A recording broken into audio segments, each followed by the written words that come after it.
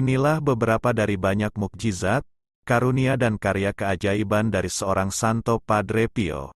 Karunia ajaib dari Tuhan Yesus melalui seorang Padre Pio, dari masa hidupnya hingga sekarang. Selamat mengikuti. Ketika menjelang akhir masa Prapaskah, Paulina seorang wanita menderita sakit parah. Para dokter mengatakan bahwa tidak ada harapan lagi. Sang suami, dengan 5 orang anak, pergi ke biara, memohon kepada Padre Pio, sementara 2 anak yang lebih kecil, menangis terseduh-seduh. Padre Pio kesal, berusaha menghibur mereka, dia menjanjikan doa tapi tidak lebih. Beberapa hari setelah dimulainya Pekan Suci, Padre Pio bertindak berbeda. Kepada mereka yang memohon perantaraannya demi kesembuhan Paulina, Pio berkata dengan suara tegas, dia akan bangkit pada hari Paskah. Pada hari Jumat Agung, Paulina kehilangan kesadaran, dan pada hari Sabtu mengalami koma. Setelah beberapa jam wanita yang menderita itu menjadi lumpuh dan segera setelah itu dia meninggal. Beberapa anggota keluarga Paulina menemukan gaun pengantinnya sesuai dengan tradisi kota.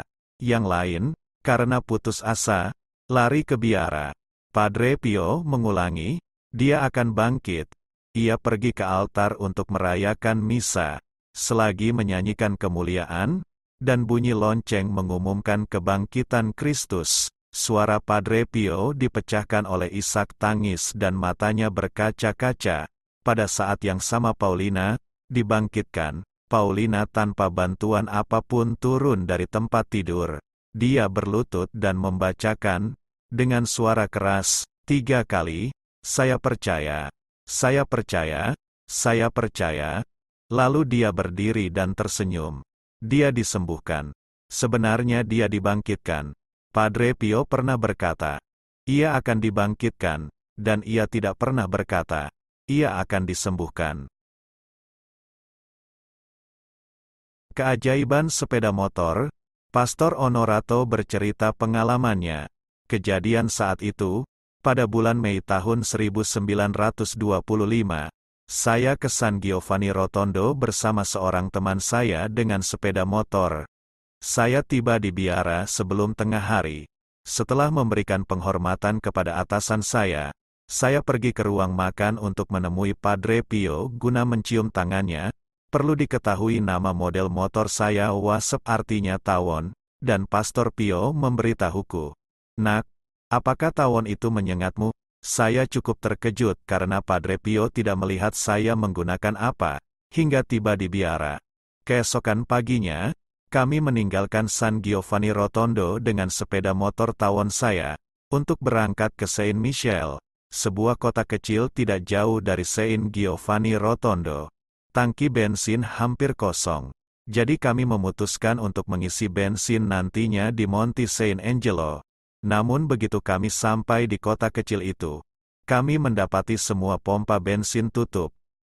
Pada saat itu kami memutuskan untuk kembali ke San Giovanni Rotondo, dan berharap menemukan seseorang yang berjualan bensin di sepanjang jalan yang kami lalui. Saya khawatir pada saudara-saudaraku di biara. Sungguh tidak sopan jika tidak kembali ke biara pada jam makan siang, karena mereka sudah menungguku, tapi bahan bakarnya hampir habis. Mesin mulai mengeluarkan suara berisik, dan setelah beberapa meter berhenti sama sekali. Kami memeriksa tangki. Itu sudah kosong sama sekali. Dengan sedih saya katakan kepada teman saya bahwa kami hanya punya waktu 10 menit untuk mencapai biara dan makan siang bersama saudara-saudara kami. Kami tidak dapat menemukan solusi apapun, dan itulah sebabnya teman saya menginjak pedal starter. Sulit dipercaya, sepeda motornya menyala lagi. Kami segera berangkat ke Saint Giovanni Rotondo tanpa bertanya-tanya bagaimana motor bisa hidup tanpa bensin. Ketika kami sampai di tengah alun-alun biara, sepeda motor kembali berhenti bekerja. Kami membuka tangki dan menyadari bahwa tangki masih kering seperti sebelumnya. Kami juga tercengang saat melihat jam tangan kami. Waktu tersisa 10 menit sebelum jam makan siang. Itu berarti kami telah menempuh jarak 15 km dalam waktu 5 menit. Berarti kecepatan rata-rata kami 180 km per jam. Ini adalah keajaiban, seperti sebuah mimpi.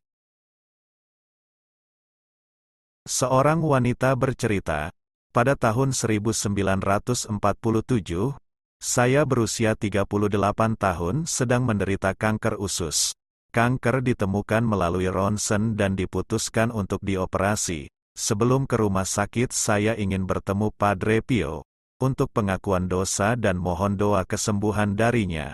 Karena tidak mungkin bertemu dengan Padre.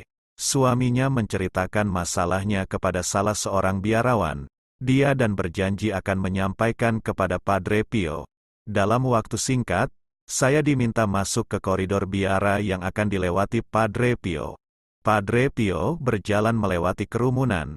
Namun dia langsung menuju ke arah saya. Dia menanyakan alasan mengapa saya begitu putus asa dan mengatakan bahwa saya benar mengenai dokter bedah tersebut. Setelah itu, dia menyemangati saya. Dia berkata akan berdoa kepada Tuhan untuk saya. Dia seperti mengenal dan mengetahui masalah saya dan seperti mengenal dokter bedah saya. Pada saat operasi dokter bedahlah berbicara tentang keajaiban. Dia melakukan operasi usus buntu meskipun hasil ronsen sebelumnya menunjukkan adanya kanker. Dokter bedah tersebut tidak percaya pada Tuhan. Namun sejak itu dia memasang salib di setiap ruangan rumah sakit. Tidak ada bukti kanker lagi. Setelah sembuh karena keajaiban ini saya berkunjung ke San Giovanni Rotondo untuk bertemu Padre Pio. Ketika bertemu, Padre Pio tersenyum dan berkata, "Apa yang kamu tahu? Anda telah kembali ke sini." Dan kemudian dia memberi saya tangannya untuk dicium, yang saya pegang dengan penuh kasih sayang di tangan saya. Satu lagi mukjizat Padre Pio terjadi pada tahun 1953. Ini terjadi pada seorang wanita yang menderita masalah perut.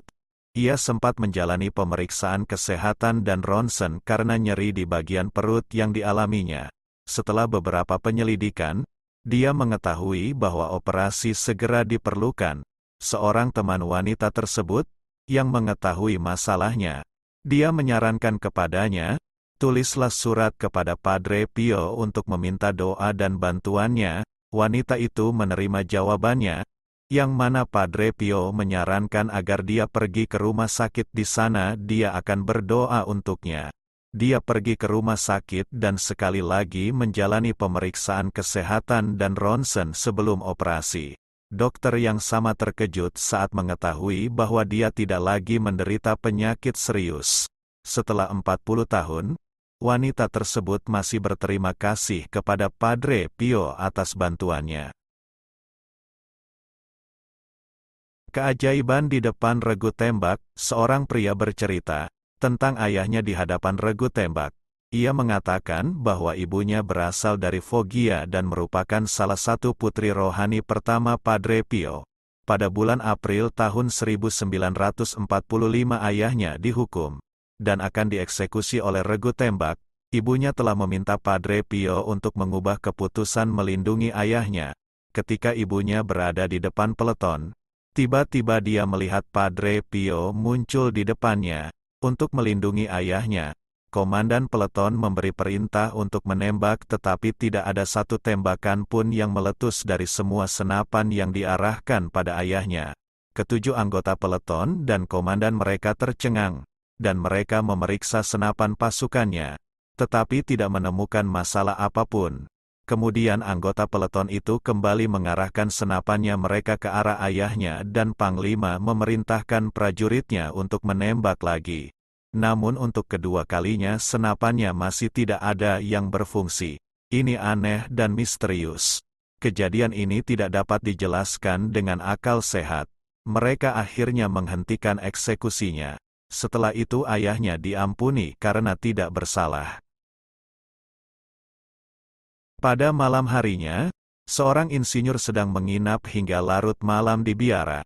Ketika dia memutuskan untuk pergi, ia melihat hujan turun. Maka ia berkata kepada Padre Pio, "Saya tidak punya payung, bolehkah saya tinggal di sini sampai besok pagi? Kalau tidak, saya akan basah kuyup." "Maaf sayangku, itu tidak mungkin. Tapi jangan khawatir, aku akan menemanimu." Jawab Padre, jarak antara biara dan kota kira-kira 2 mil. Tapi begitu dia keluar, dia terkejut menyadarinya, sudah tidak hujan lagi. Ketika dia sampai di rumah yang dia tuju, hujan gerimis pun mulai turun. Tuhanku, seru wanita yang menyambut dan membukakannya pintu. Kamu pasti basah kuyup, tidak sama sekali. Jawab insinyur itu, ini tidak hujan. Para petani yang menampungnya saling berpandangan keheranan. Apa? Hujan sudah tidak turun lagi? Tanya mereka. Dengar, ini hujan deras, kata mereka sambil membukakan pintu. Mereka memberitahunya bahwa hujan telah turun selama 1 jam tanpa henti. Bagaimana bisa kamu datang ke sini tanpa menjadi basah? Tanya mereka. Insinyur itu mengatakan, Padre Pio akan bersamanya datang ke sini. Kemudian para petani menyadari bahwa itu adalah mukjizat yang dilakukan Padre Pio. Sekarang semuanya jelas jika Padre Pio memberitahumu hal itu. Kemudian mereka masuk untuk makan malam. Wanita itu berkata, pastinya ditemani Padre Pio jauh lebih baik daripada payung. Ini keajaiban lain dari seorang Padre Pio yaitu keajaiban keheningan. Di taman biara ada pepohonan cemara, beberapa buah dan beberapa pinus. Terutama di musim panas, pada sore hari, Pastor Pio biasa berteduh bersama teman-teman dan tamu-tamunya untuk mendapatkan sedikit makanan bantuan. Suatu ketika Padre Pio sedang berbicara dengan beberapa orang, sejumlah besar burung tiba-tiba mulai berkicau dan mengeluarkan suara dari keteduhan pepohonan. Burung-burung telah menciptakan sebuah simfoni. Padre Pio menjadi kesal dengan simfoni itu. Lalu sambil memandangi burung-burung itu dia berkata, diam, pada titik di mana burung-burung, jangkrik, dan jangkrik terdiam. Orang-orang yang berada di taman itu sangat heran. Pada faktanya, Padre Pio bisa berbicara kepada burung-burung seperti Santo Fransiskus. Pada tahun 1950, ibu mertua dari seorang pria dibawa ke rumah sakit untuk dioperasi. Ibu mertuanya menderita kanker payudara. Setelah operasi awal, payudara kanan perlu dioperasi beberapa bulan kemudian. Sayangnya, karena penyebaran sel kanker di tubuhnya, dokter memberitahu dia bahwa dia tidak akan hidup lebih dari 4 bulan. Laki-laki itu segera mendatangi Rotondo dan menunggu pengakuan dosa bersama Padre Pio. Dia meminta Padre Pio untuk membantu ibu mertuanya dan menyembuhkannya. Pria itu menceritakan, Padre Pio menghela nafas panjang 2 kali dan berkata, kita harus berdoa, semua orang harus berdoa, dia akan pulih. Dan ternyata itu benar-benar terjadi. Faktanya, ibu mertuanya pulih setelah operasinya dan dia pergi sendiri ke San Giovanni Rotondo untuk berterima kasih kepada Padre Pio, yang sambil tersenyum mengatakan kepadanya, pergilah dengan damai, putriku, pergilah dengan damai. Alih-alih 4 bulan, ibu mertuanya malah hidup 19 tahun lebih lama. Pada tahun 1954, seorang wanita menceritakan, ayah saya, yang saat itu adalah seorang pekerja kereta api, pada usia 47 tahun menderita penyakit aneh yang melumpuhkan anggota tubuh bagian bawahnya. Fana mencari segala kemungkinan penyembuhan. Setelah sekitar 2 tahun pekerjaannya hampir terancam. Ketika situasi semakin memburuk, Paman menasihati ayah saya untuk pergi ke San Giovanni Rotondo, di mana tinggal seorang saudara Kapusin yang telah diberi karunia istimewa oleh Tuhan. Dengan berbagai kesulitan ayah saya tiba di kota kecil di Gargano ditemani dan didukung oleh pamannya. Di gereja dia bertemu Padre Pio, yang melihat bagaimana dia menyeret dirinya melewati kerumunan. Dia berkata dengan lantang, beri tempat bagi pekerja kereta api itu. Aku tahu dia tidak mengenal ayahku atau tahu bahwa ayahku adalah seorang pekerja kereta api. Beberapa jam kemudian Padre Pio terlibat dalam percakapan persaudaraan dengan ayah. Dia meletakkan tangannya di bahunya, menghiburnya dengan senyuman dan memberinya kata-kata penyemangat. Ketika ayah saya berpaling darinya, Saya tidak menyadari bahwa dia tiba-tiba sembuh. Paman saya mengikutinya dengan terkejut, sambil memegang dua tongkat yang tidak diperlukan lagi. Keajaiban mobil yang rusak. Seorang pria dari kota Ascoli Piceno, Italia, mengatakan, menjelang akhir tahun 1950-an, saya pergi ke Saint Giovanni Rotondo bersama istri saya untuk mengaku dosa, dan saya menerima absolusi setelah nasihat dan penebusan dosa oleh Padre Pio. Di malam harinya saya masih di biara, dan Padre Pio melihat saya lagi dan dia berkata, "Apakah kamu masih di sini?" "Ya." "Tikus kecil saya tidak menyala," jawabku. "Apa sebenarnya tikus kecil itu?" tanya Padre Pio. "Ini mobil saya," jawab saya, "model tikus kecil."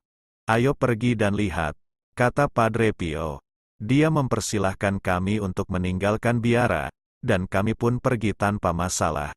Kami melakukan perjalanan sepanjang malam dan siang dan keesokan paginya, saya membawa mobil saya ke montir agar dia memeriksanya. Mekanik itu memberitahu saya, setelah memeriksanya, sistem kelistrikan mobil rusak, dan dia tidak mempercayai saya ketika saya memberitahu dia bahwa saya bepergian dengan mobil sepanjang malam.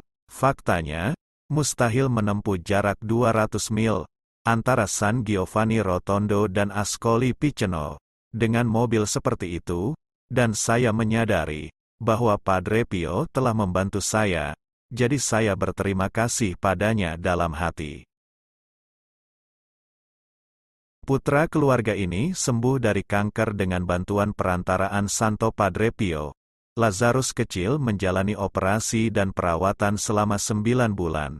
Setelah sesi terakhir kemoterapi, kata ibunya, saya berjanji kepada Padre Pio, meminta perlindungan abadinya untuk Lazarus. Mengatakan bahwa saya akan menyumbangkan gambar dirinya yang indah untuk novisiat The Way. Dia membuat janji pada bulan Januari tahun 2017, dan patung Santo itu dipasang pada Hari Raya Santo, tanggal 23 September di tahun yang sama. Dan Lazarus bebas kanker. Dia tinggal bersama orang tua dan dua kakak laki-lakinya, Joao atau John dan Augusto, di Parana di Brasil Selatan. Ketiga anak laki-laki itu adalah pelayan altar, dan suka menunggang kuda. Terima kasih sudah menonton. Untuk kelangsungan channel ini, jangan lupa subscribe, like jika menyukainya, share jika bermanfaat, dan komen. Tuhan Yesus memberkati. Amin.